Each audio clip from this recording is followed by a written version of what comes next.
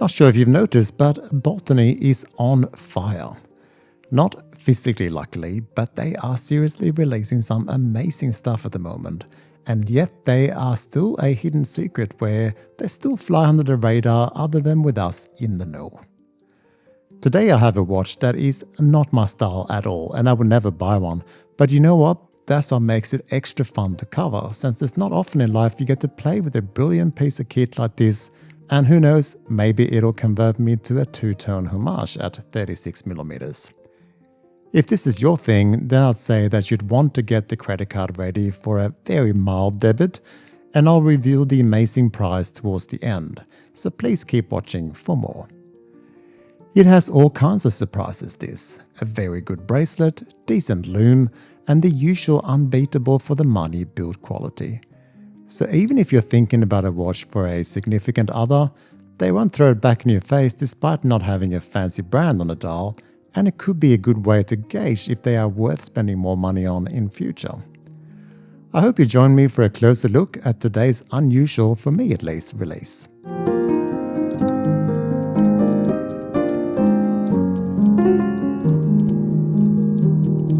We get Baltany's usual packaging, which is really good now, and what I want to highlight this time is both a tool for the clasp micro adjust and also a screwdriver for the bracelet.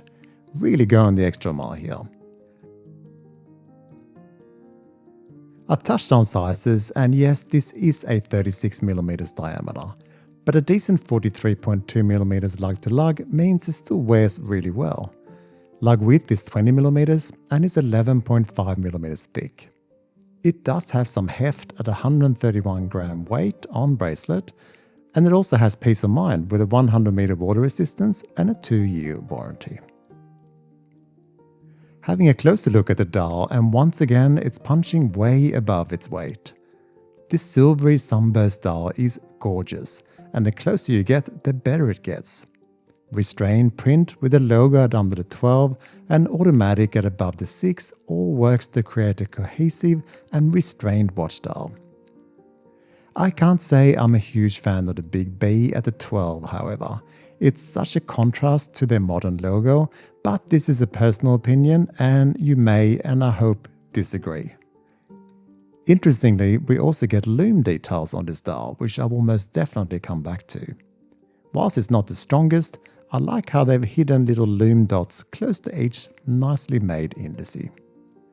One thing I've never seen before is replicating the classic Rolex text on the rehaut with both B and Baltany all around. Really quite nicely done, but not quite as crisp as the original, but still impressive. Now say what you want about Cyclops lenses, and we all do, they do work on aging eyes. And with a small watch like this, you will absolutely not have any issues seeing the date. It's also a bit of a Rolex thing, so the Homage thinking here is sound. It is also very well attached to the sapphire crystal, and no glue residue or dodgy artifacts left behind.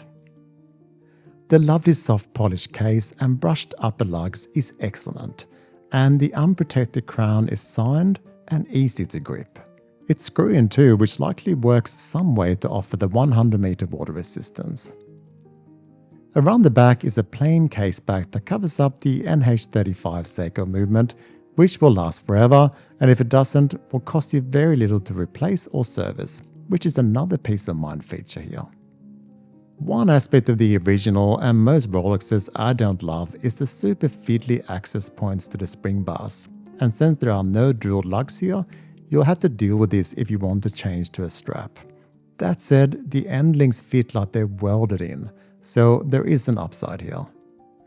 But honestly, it's difficult to imagine anyone changing the bracelet when it's so unique to this watch. And much as I've tried, I can't improve this look with anything I own. So it'll stay put today. The brushed stainless steel oyster bracelet, silver two-tone with gold central links, really is very, very good, and yes, that's the theme here with this Baltany watch.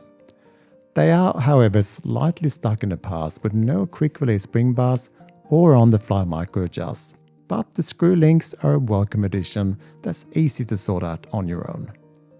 Other than that, the clasp and hardware is of a very high quality, and I can't see any components failing in a hurry.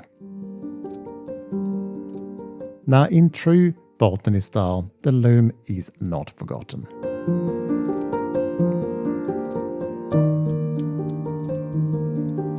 So yes, as I stated, this little watch is not my style and not something I would buy, but that doesn't mean it can't be appreciated for what it is. And what it is something very pretty and really quite interesting as an homage that's not deceiving anyone, but giving you all the looks for $215 US. And once again, what they can offer for this sort of money is rather nuts indeed.